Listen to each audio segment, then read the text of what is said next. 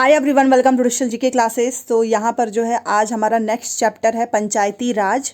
और कल जो है मैंने आप लोगों को पढ़ाया था सरकार के बारे में। हमने पढ़ा था कि कितने स्तर होते हैं, जैसे कि स्थानीय हो गया, राज्य हो गया, राष्ट्रीय हो गया। तो कल हमारा तीसरा चैप्टर था और आप लोगों ने बोला था कि चैप्टर का नाम जरूर बताएं। तो कल हमारा तीसरा पॉलिटी का था और आज हमारा 4 है। क्लास 6 की एनसीईआरटी चल रही है, मैंने आपको बताया ही है, और इसमें 8 चैप्टर हैं क्लास 6 वाले में। तो 4 हो चुका है, 4 बाकी है, वो भी 4 दिन में खत्म। देन हम 7 क्लास की स्टार्ट करेंगे। और आपको पता ही है कि 2 बजे हमारी डेली ज्योग्राफी की होती है। केवल 2 चैप्टर बाकी है ज्योग्राफी का क्लास 8 में, 2 दिन में खत्म। उसके बाद से क्लास 8 का हम हिस्ट्री स्टार्ट किए ही हुए हैं, 2-3 चैप्टर बाकी है। कुल मिलाकर अगर आप देखें तो नवंबर में ही आपका पूरा खत्म। अभी आपके पास पूरा दिसंबर है और जनवरी में भी आपके पास 20 दिन है।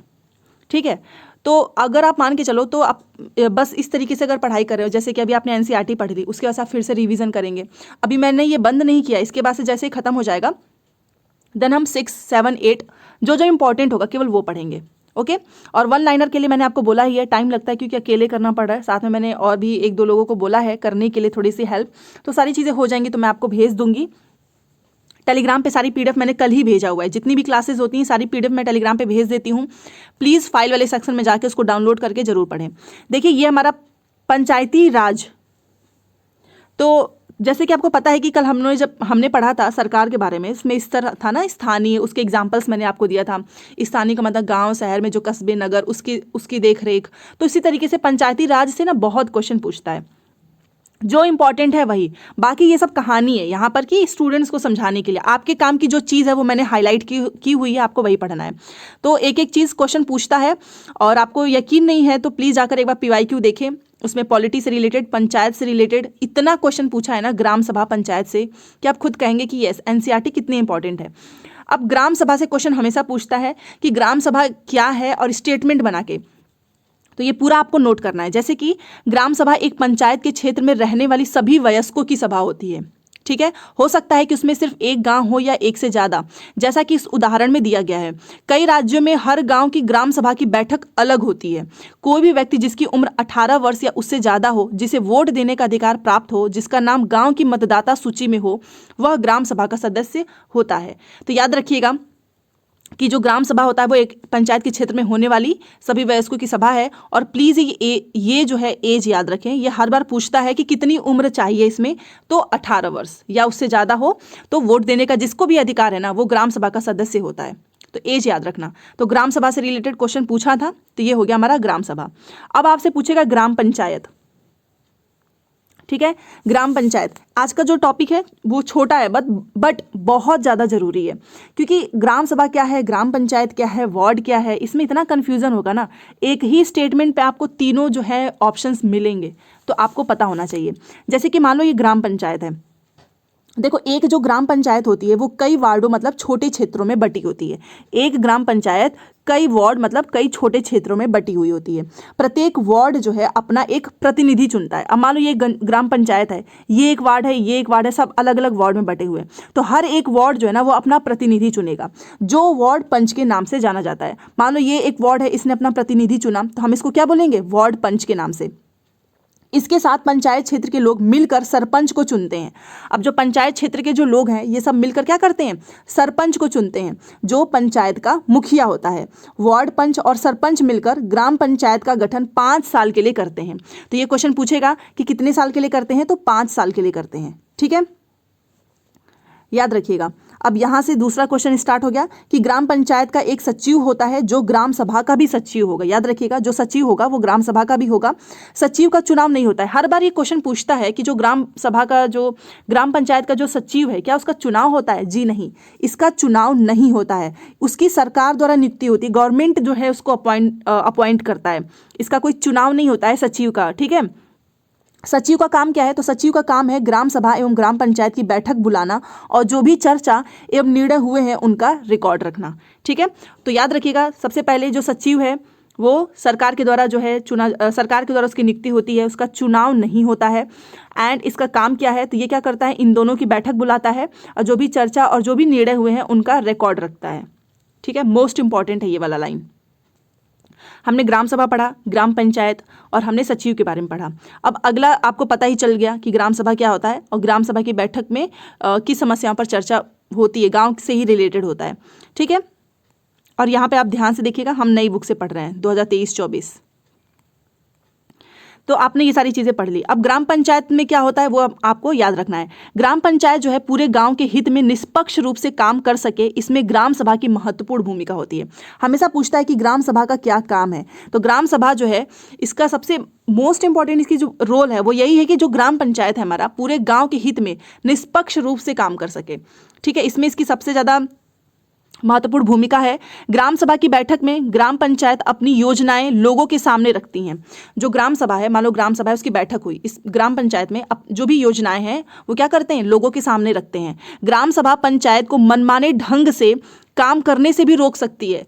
जैसे कि कई बार होता है कि कुछ काम ऐसे हो जाते हैं जो नहीं होने चाहिए, तो इसको ग्राम सभा भी रोक सकती है, ठीक है। साथ ही पैसे का दुरुपयोग एवं कोई गलत काम ना हो इसकी भी निगरानी करती है। ये पूरा बॉक्स वाला नोट कर लेना। स्टेटमेंट में जब 1-2 लाइन भी आ जाएगी और अगर आपको नहीं पता होगा तो आपके क्वेश्चंस गलत हो जाएंगे, ठीक है। तो ये आपको पता चला कि ग्राम सभा की कितना इम्पोर्टेंस है इसमें। इस तरह से ग्राम सभा चुने हुए प्रतिनिधियों पर नजर रखने और लोगों के प्रति उन्हें जिम्मेदार एवं जवाबदेह बनाने में बहुत ही महत्वपूर्ण भूमिका निभाती है, ठीक है। तो बेसिकली इसका काम होता है सब पे लुकआउट रखना, सब पे ध्यान से देखना, कौन अपना काम अच्छे से कर रहा है या नहीं, कहीं कोई पैसे का दुरुपयोग तो नहीं कर रहा है, कोई गलत काम तो नहीं हो रहा है, इन सभी पे निगरानी रखता है कौन, ग्राम सभा, ठीक है। तो ये आपको याद रखना है। चलिए, चैप्टर छोटा होगा लेकिन बहुत इंपॉर्टेंट है, क्योंकि बाकी तो कहानी दी गई, ये आपके काम की नहीं है। अब ग्राम पंचायत देखो, ग्राम पंचायत क्या होता है ना कि इसकी नियमित रूप से बैठक होती है, ठीक है। और उसका मुख्य काम क्या है कि उसके क्षेत्र में आने वाले गाँव में विकास कार्यक्रम लागू करवाना होता है। मान लो जो हमारा मेन काम क्या होगा कि मेरा जो क्षेत्र है उसमें मैं अपने गांव से रिलेटेड जो भी डेवलपमेंट होगा, जो भी कार्यक्रम होगा उसको लागू करवाऊंगी। और ग्राम सभा ये क्या करता है, पंचायत के काम को स्वीकृति देता है, ठीक है। तभी पंचायत अपना काम कर पाती है। अगर ये स्वीकृति नहीं देगा तो पंचायत अपना काम नहीं कर पाएगी। तो कौन देता है स्वीकृति, ग्राम सभा, ठीक है। और यहाँ पर आप ये जो 2 फोटो देख रहे हैं, इनको जो है महाराष्ट्र के ये 2 पंच हैं, देखिए, ये देखिए, ये फोटो आप देख सकते हैं ना, ये दोनों महाराष्ट्र के 2 पंच, इनकी बात मैं कर रही हूँ। महाराष्ट्र के 2 पंच जिन्हें 2005 में, इनको क्या हुआ, इनको 2005 में जो है अपनी पंचायत में बहुत अच्छा काम इन्होंने किया, इसलिए इनको निर्मल ग्राम पुरस्कार से सम्मानित किया गया। तो अगर आप में से कोई भी जो है जिनके गांव वगैरह में अगर कोई अच्छे से काम कर रहा है तो उनको जो है निर्मल ग्राम पुरस्कार से सम्मानित किया जा सकता है, बट काम अच्छा होना चाहिए, ठीक है। तो ये है महाराष्ट्र के 2 पंच। तो ये क्वेश्चन पूछ सकता है, इसलिए मैंने सोचा कि आपको बता दूं। आप ये फोटो भी देख लीजिए ताकि आपको याद रहेगा कौन इनको कब मिला था, 2005 में। और कौन सा पुरस्कार मिला था, निर्मल ग्राम पुरस्कार, ठीक है। चलिए, अब अभी तक हमने देखा ग्राम सभा के काम। अब ग्राम पंचायत के क्या काम होते हैं, देखो सिंपल सी बात है। आप लोग गांव वगैरह में भी अगर रहे हो कभी या रहते हैं तो आपको अच्छे से पता होगा कि इनका काम क्या होता है, ठीक है। तो जैसे कि इनका काम होता है सड़क, नाली, स्कूल, भवन, पानी के जो स्रोत हैं, अन्य जो सार्वजनिक उपयोग के भवनों का निर्माण और रख रखाव, ये इनका काम होता है। स्थानीय कर लगाना और इकट्ठा करना, गांव के लोगों को रोजगार देने संबंधी सरकारी योजनाएं लागू करना, ये इनका काम होता है। और ग्राम पंचायत का जो आमदनी का स्रोत क्या है, कहाँ से इनके पास पैसे आते हैं, तो देखिए, घर एवं बाजार पर लगाए जाने वाले कर से मिलने वाली राशि, विभिन्न सरकारी विभागों द्वारा चलाई गई योजनाओं की राशि जो जनपद एवं जिला पंचायत द्वारा आती है, समुदाय के काम के लिए मिलने वाले दान, यही तो है इनके आमदनी के स्रोत। तो ये इनका काम है और ये इनका पैसा जो आमदनी है, जहाँ कहाँ से पैसा आएगा, तो अलग अलग तरीके से आता है, ठीक है। तो ये आप 3 पॉइंट याद रखिएगा।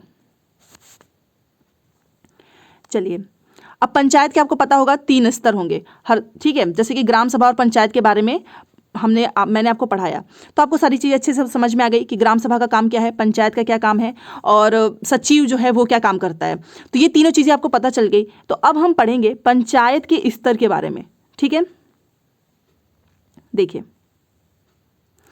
देखो, पंचायती राज व्यवस्था एक ऐसी प्रक्रिया है जिसके द्वारा लोग जो हैं अपनी सरकार में भाग लेते हैं।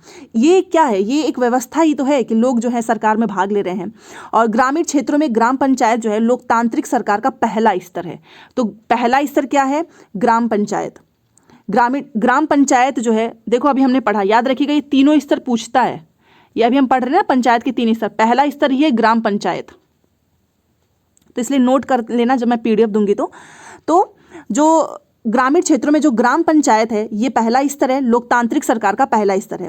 ग्राम पंचायत आपको पता ही है कि ग्राम सभा के प्रति, अभी मैंने बताया ना कि ग्राम सभा के प्रति जवाबदेह होता है। इसकी स्वीकृति मिलेगी ग्राम सभा की, तभी जाकर ये काम कर पाएगा, क्योंकि ग्राम सभा के लोग ही उसको चुनते हैं। ठीक है, क्यों? क्योंकि जो ग्राम सभा के लोग ही तो उसको चुन रहे हैं ना, तो इसीलिए ग्राम पंचायत क्या होगा, इसके प्रति जवाबदेह होगा। तो पहला आपको पता चल गया, पहला स्तर ग्राम पंचायत। पंचायती राज व्यवस्था में लोगों की भागीदारी 2 और स्तरों पर होती है। ठीक है, मान लो ग्राम पंचायत के बाद जो दूसरा स्तर होता है वो होता है विकास खंड। तो देखिए, पहला स्तर हो गया हमारा ग्राम पंचायत और दूसरा स्तर हो गया हमारा विकास खंड। ठीक है, तो यहाँ तक आपको समझ में आ गया होगा। अब पंचायती राज व्यवस्था में लोगों की भागीदारी 2 तरीके से होती है। ग्राम पंचायत के बाद दूसरा स्तर विकास खंड का होता है। आपने सुना होगा विकास खंड अधिकारी, ये सारी चीज़ें आपने सुना होगा, BOD ब्लॉक डेवलपमेंट ऑफिसर। इसे जनपद पंचायत या पंचायत समिति कहते हैं। तो ये जो दूसरा स्तर होता है इसका नाम दिया गया है पंचायत समिति या फिर जनपद पंचायत। तो ये स्तर है, बट आपको नाम कौन सा याद रखना है? पहला आपका ग्राम पंचायत हो गया, दूसरा आपका पंचायत समिति है। एग्जाम में कभी पंचायत समिति लिख देता है, कभी जनपद पंचायत, तो ये इसका दूसरा स्तर हो गया। ठीक है, क्योंकि इसी विकास खंड को ही तो कहते हैं जनपद पंचायत या पंचायत समिति। तो एग्जाम में हमेशा यही वाला पूछता है आपसे, पंचायत समिति या जनपद पंचायत के बारे में। ठीक है, अब पंचायत समिति में क्या होता है, एक पंचायत समिति में कई ग्राम पंचायतें होती हैं। ठीक है, जो एक पंचायत समिति होगी उसमें कई ग्राम पंचायत होती है। पंचायत समिति के ऊपर क्या होता है, जिला पंचायत या जिला परिषद। तो याद रखिएगा, जब भी बहुत बार पूछता है क्वेश्चन कि जिला परिषद क्या है, तो पंचायत समिति के जो ऊपर है वो होता है हमारा जिला पंचायत या जिला परिषद, और यह तीसरा स्तर होता है। याद हो गया तीनों स्तर। पहला स्तर क्या है, ग्राम पंचायत, दूसरा स्तर क्या है, पंचायत समिति, और तीसरा स्तर क्या है, जिला परिषद। 3 ही स्तर हैं, ये तीनों आपको याद रखना है क्योंकि यहीं से क्वेश्चन बनेगा। ठीक है, पंचायत समिति की मदद से जिला परिषद सभी पंचायतों में आवंटित राशि के वितरण की व्यवस्था करता है। ओके, चलो यहाँ तक इम्पॉर्टेंट था। संविधान में दिए हुए निर्देशों के आधार पर और देश के हर राज्य ने पंचायत से जुड़े कानून बनाए हैं, इसलिए पंचायत संबंधी कानून हर राज्य में कुछ अलग अलग हो सकते हैं। क्वेश्चन पूछा था कि जो पंचायत संबंधी कानून है क्या वो हर राज्य में एक समान होगा कि अलग अलग? याद रखिएगा, अलग अलग होगा। इसके पीछे मुख्य विचार यही है कि अपने गाँव की व्यवस्था में लोगों की भागीदारी बढ़े और उन्हें अपनी आवाज़ उठाने के लिए ज़्यादा से ज़्यादा मौका मिले, इसीलिए कुछ अलग अलग हो सकता है। जरूरी नहीं है कि हर राज्य में पंचायत संबंधी कानून एक जैसा हो। ठीक है, तो ये पॉइंट को आपको ध्यान रखना है। और अभी हम 4 चैप्टर कर रहे हैं, कल जो 5 चैप्टर आप पढ़ेंगे या फिर जब हम 7th क्लास में जाएंगे तो इससे रिलेटेड आर्टिकल्स भी पूछे हुए हैं। तो आपको 1 by 1 हर दिन की क्लास देखनी है। आपके पास समय नहीं है, आप स्पीड में करके देखो, बट आपको देखना जरूर है, क्योंकि यहीं से क्वेश्चन 3 से 4 बार पूछा हुआ है। और आपको मैं बताना चाहूँगी, टॉपिक्स आपको लग रहा होगा कि यहाँ से 4-5 क्वेश्चन बन जाएगा, बट क्या करेगा सीटेट, मान लो ये क्वेश्चन है इतना लेंदी, ये क्वेश्चन करेगा इतना लंबा सा। ठीक है, फिर उसके नीचे वो 4 स्टेटमेंट यहाँ पर दे देगा, 1 2 3 4, फिर उसके नीचे आपके पास और दोबारा से ऑप्शन आएगा ABCD। अब मुझे अब बताओ, ये एक ही चैप्टर से ना एक ही क्वेश्चन आराम से बना सकता है। स्टेटमेंट वाले क्वेश्चंस इसीलिए थोड़े से डिफिकल्ट हो जा रहे हैं, क्योंकि वो पूरा एक टॉपिक्स को कवर कर लेता है एक स्टेटमेंट में, एक लाइन में। ठीक है, तो ये आपको लग रहा होगा कि बहुत छोटा सा चैप्टर है, बट अभी हम 6th क्लास में है ना। जैसे आप 7th क्लास की NCERT पढ़ोगे, 8th क्लास की NCERT इसका लेवल बढ़ जाएगा। तो ये तीनों लेवल से उठा के आपसे क्वेश्चन पूछेगा। तो आज हमने पढ़ा पंचायत के स्तर, ग्राम सभा, सचिव, पंचायत समिति, ग्राम पंचायत, सभी के बारे में डिटेल से पढ़ा है। तो चैप्टर काफ़ी छोटा है, नीचे क्वेश्चन भी दिए गए हैं, बट ये क्वेश्चंस जैसे कि ग्राम सभा, ग्राम पंचायत के बीच में क्या फ़र्क है, मैंने आपको बताया ग्राम सभा ही निगरानी करता है और इसको इसके प्रति जवाबदेही देनी पड़ेगी। और कहीं ग्राम सभा देखता है कि कहीं पैसे का दुरुपयोग तो नहीं हो रहा है, कोई गलत काम तो नहीं हो रहा है। तो इस तरीके से हमारा पॉलिटी का आज ये चैप्टर खत्म हो चुका है। आप यहाँ पर देख सकते हैं स्थानीय सरकार और प्रशासन। ठीक है, अध्याय नंबर 4 पंचायती राज। तो ये हमारा कंप्लीट हो चुका है। ये देखिए, ये जो साइड वाला है ना, ये आप मत पढ़ना, ये कहानी है। आपको बस ये जो बॉक्स वाले हैं वही सारी चीज़ें नोट करनी है। PDF आपको शाम तक मिल ही जाएगा, तो आप आराम से पढ़िए। बाकी जो भी डाउट होगा प्लीज़ मुझे बताना। चैनल को सब्सक्राइब करके प्लीज़ वीडियो को लाइक कर दीजिएगा। आप सब बहुत ज़्यादा सपोर्ट करते हो और मुझे ऐसा लगता है कि जो लोग रेगुलरली देख रहे हैं उन्हें काफ़ी अच्छा लगता है, और वो लोग तो बिना लाइक किए जाते भी नहीं है, इवन कमेंट भी करते हैं कि हम तो सबसे पहले लाइक करते हैं। आप सभी का कॉमेंट्स मैं देखती हूँ, दिल से शुक्रिया। ऐसे ही बस साथ देते रहो, सपोर्ट करते रहो, बहुत अच्छी क्लासेस आपको मिलती रहेंगी। मिलते हैं नेक्स्ट क्लास में। Thanks for watching. एंड 21 जनवरी को पेपर है, तो इस हिसाब से आपको अपनी तैयारी पहले ही कंप्लीट करनी है। ठीक है।